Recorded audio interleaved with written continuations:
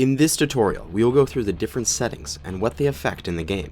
For the majority, they are options that a typical gamer should already be familiar with, and won't need to be gone over in detail. This will focus primarily on the options that are unique to MechWarrior Online, as well as some recommendations for various controls and key bindings. You can access the settings menu by clicking the cog icon in the bottom right of the home screen, or in-game by selecting it in the bottom left after pressing escape.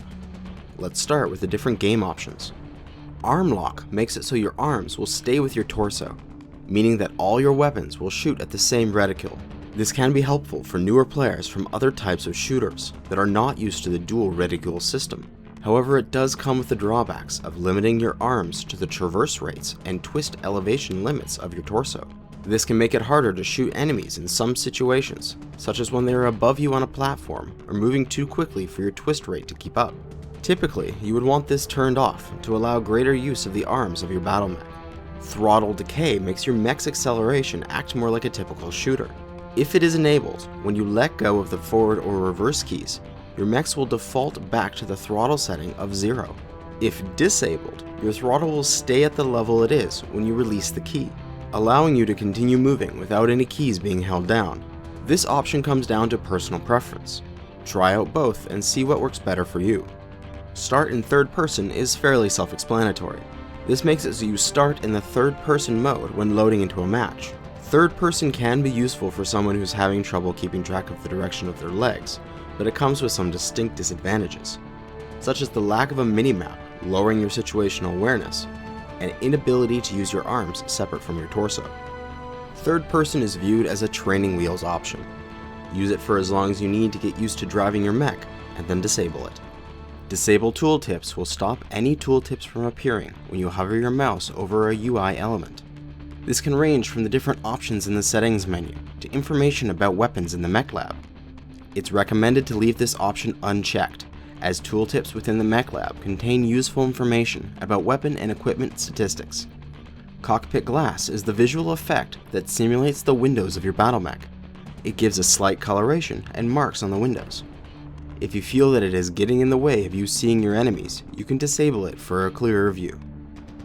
Hide tier in the front end is self-explanatory. This hides your tier information from your home page. This would be in case you wanted to stream or record, but didn't want to share what rank you were in. FOV is a basic setting for most shooters, but it is recommended that you increase it from its base value of 60, as the ability to see more of your surroundings is extremely useful. Look at this example.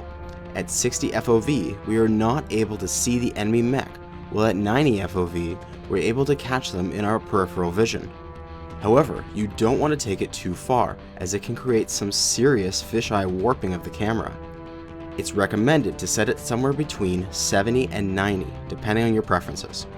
Next, we have the different mouse sliders of sensitivity, smoothing, and acceleration. While these settings can be up to your personal preference, it is recommended that you should lower the sensitivity from its default max setting and turn smoothing and acceleration off.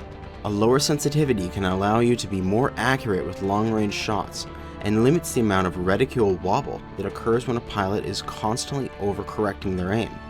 Look at this example at 0.2 sensitivity and max sensitivity. In both, I am trying my hardest to keep the Atlas head in my crosshairs, but every correction is amplified, throwing my aim off. I recommend a setting somewhere between 0.2 and 0.4. In the audio page, front-end sounds enables the mouse over and button press sounds in the front-end menus, such as the home screen, mech lab, and store. Unchecking this option turns off these sounds. VoIP, or Voice over Internet Protocol, allows you to talk with your teammates using voice communication. It is highly recommended that you enable and configure VoIP, as good communication is extremely important in MechWarrior Online. Remember, information is ammunition. In the video page, the only unique setting is damage glow. This leaves a trail of melted glowing metal on mechs after they are hit with weapons fire. Important to note that this setting cannot be changed during a match. You must do it from the main menu. And lastly, we have the keyboard and controller settings. You can set these however you want, but I would recommend rebinding some of the most used and important keys to ones that are easy to use while not moving your hands off of the mouse or WASD. For example, I bind my Use Cool Shot to the C key, allowing me to use it with my thumb while still maneuvering my mech. Thank you for watching this tutorial. Good hunting.